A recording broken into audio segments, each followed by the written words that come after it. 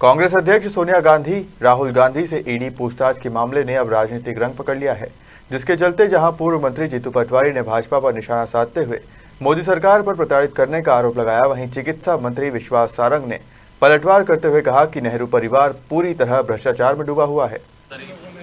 देखिए, उनका ये वक्तव्य ईडी की निष्पक्षता को प्रमाणित करता है। यदि ईडी या कोई भी जांच एजेंसी भारतीय जनता पार्टी या सरकार के दबाव में आके काम करती तो हम तो सरकार बनने के 1 साल में ही कार्रवाई करवा देते।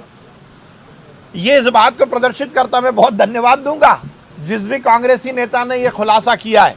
ये बात इस बात को प्रदर्शित करती है कि कोई भी जांच एजेंसी सरकार के दबाव में काम नहीं कर रही।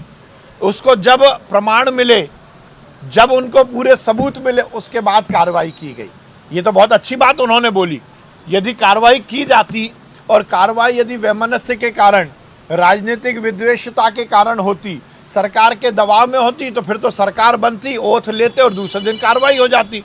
कार्रवाई पहले क्यों नहीं हुई, ये इस बात को प्रदर्शित करता है। और जीतू पटवारी जी, देखिए, मन की बात, सच्चाई तो जवान पर आ ही जाती है। तो जो जीतू पटवारी जी ने प्रेस कॉन्फ्रेंस की है, मैं उनको बहुत बधाई और धन्यवाद देता हूं कि उन्होंने ईडी की निष्पक्षता प्रमाणित कर दी।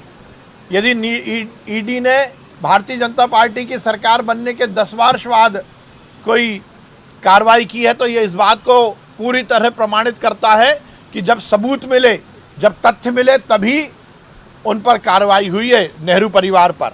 और नेहरू परिवार तो पूरी तरह से भ्रष्टाचार में डूबा हुआ है। नेशनल हेराल्ड मामले में तो तथ्य सामने, दूध का दूध और पानी का पानी सामने है।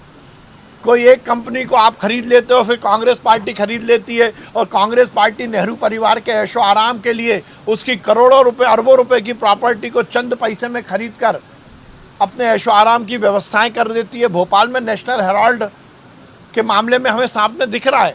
प्रेस कॉम्प्लेक्स में सन 1981 में नेशनल हेराल्ड को समाचार पत्र प्रकाशित करने के लिए 1 एकड़ ज़मीन मिली 1 रुपये स्क्वायर फीट पर, और नेशनल हेराल्ड ने वहां पर पेपर नहीं छापा जिस काम के लिए उनको ज़मीन मिली। देखिए, लोकतंत्र में इस तरह की शब्दावली आपका घमंड प्रदर्शित करती है। लोकतंत्र की एक व्यवस्था है। लोकतंत्र में जनता के बीच में चुनाव में जाकर आपको सरकार में आना है या नहीं आना, ये जनता निश्चित करती है। पर जो कार्यपालिका है, जो ब्यूरोक्रेसी है, जो अधिकारी कर्मचारी हैं, वो किसी सरकार के नहीं होते। वो निष्पक्षता के साथ काम करते हैं। और जीतू पटवारी जी भूल रहे हैं कि इस देश में अधिकतर समय उनकी और नेहरू परिवार की सरकार रही है। तो क्या ये उस समय भी होता था?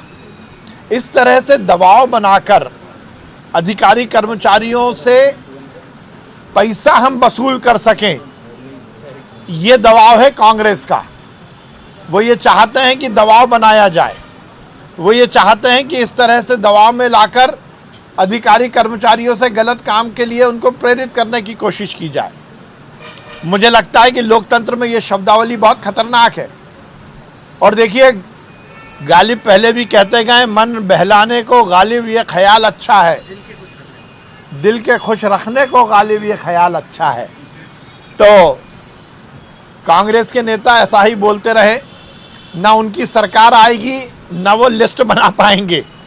मध्य प्रदेश का अधिकारी कर्मचारी निष्पक्षता के साथ काम कर रहा है और करता रहेगा। ये दबाव की राजनीति 15 महीने कमलनाथ ने की थी। गुंडागर्दी, बदमाशी करके सरकार चलाने वाले ये कांग्रेसी लोग इस तरह से ब्यूरोक्रेसी पर दबाव बना रहे हैं, जो दुर्भाग्यपूर्ण भी है और निंदनीय भी है। सर, उन्होंने जो अब देखिए, फिर मैं पहले से कहता आया हूं कि कांग्रेस बिना किसी एजेंडे के, बिना किसी मुद्दे पर जनता का ध्यान भटकाने का प्रयास करती है। अच्छी बात है, कांग्रेस प्रदर्शन करे। इस देश में हर व्यक्ति को प्रदर्शन करने का अधिकार है, परंतु कांग्रेस को ये भी तो बताना पड़ेगा कि 15 महीने वो मध्य प्रदेश की सरकार में रहे तो उन्होंने जनता के हित में क्या किया। अभी वो आदिवासियों के कल्याण की बात कर रहे हैं, कमलनाथ जी आदिवासियों के लिए यात्रा निकालने की बात कर रहे हैं, तो वो ये भी तो बताएं कि इस देश के आदिवासियों का सबसे स्वर्णिम युग उस दिन आया जब एनडीए ने द्रौपदी मुर्मू को, एक आदिवासी बहन को राष्ट्रपति का प्रत्याशी बनाया। तो उस दिन कमलनाथ जी का आदिवासी प्रेम नहीं जगा। उस दिन तो कमलनाथ जी ने द्रौपदी मुर्मू जी का मजाक उड़ाया। अधीर रंजन चौधरी जी ने तो उनके चुनाव जीतने के बाद, राष्ट्रपति बनने के बाद, एक आदिवासी महिला का अपमान किया। उस दिन कांग्रेस का आदिवासी प्रेम कहाँ गया? ये ढकोसलेबाजी से राजनीति नहीं चलती, जनता सब जानती है। सर, नेशनल हेराल्ड 1 एकड़ जमीन मिली 1 रुपए स्क्वायर फीट पर, और नेशनल हेराल्ड ने वहां पर पेपर नहीं छापा। जिस काम के लिए उनको जमीन मिली थी वो काम नहीं किया, बल्कि उस पर मॉल बन गया, उस पर शॉपिंग कॉम्प्लेक्स बन गया। और जब 2011 में इसकी लीज रिन्यूअल का मामला आया तो 2012 में उनकी लीज को कैंसिल किया गया। मामला कोर्ट में है, परंतु नेशनल हेराल्ड के मामले में, भोपाल के मामले में तो नेहरू परिवार ने दोनों को गुमराह किया और बेवकूफ़ बनाया। पहले सरकार को, और दूसरा जिन लोगों को ये नेशनल हेराल्ड की ज़मीन बेची गई उनको भी गुमराह किया।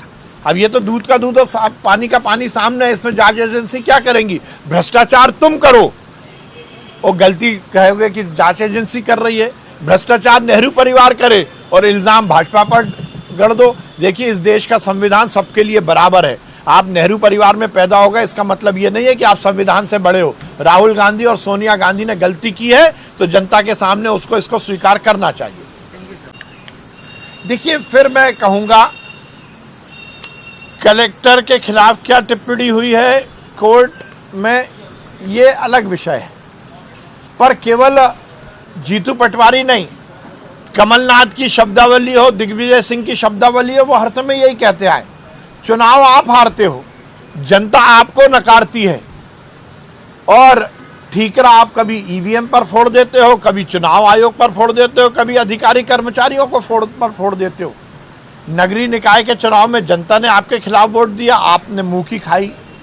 और जो जनप्रतिनिधि चुन के आए उनके माध्यम से जब अध्यक्ष उपाध्यक्ष का चुनाव हुआ, वो तो बैलेट पेपर पर हुआ, वो तो ईवीएम पर नहीं हुआ।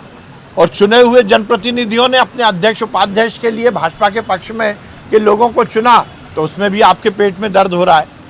तो कुल जमा कांग्रेस पूरी तरह से हतोत्साहित हो चुकी है।